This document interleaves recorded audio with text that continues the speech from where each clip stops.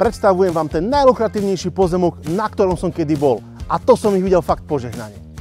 Poďme sa na to pozrieť. Všetky siete na pozemku, žiadne pri alebo v dosahu.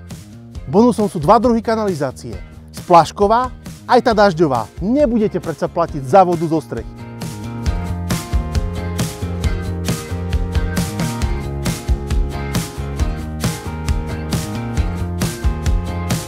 A čo tu máme ďalej? Súkromnú slepú ulicu, ktorá vedie dnes len k jednému domu.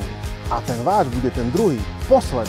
Nie asfaltovú, betónovú cestu. Všimnite si prosím aj detaily. Nábehové obrubníky, dažďová kanalizácia a oplotenie pripravené na osadenie brány. Keď sa povie lukratívny pozemok, každý si predstaví niečo, čo na inom pozemku nenájde. A u nás sú to tieto 4 veci.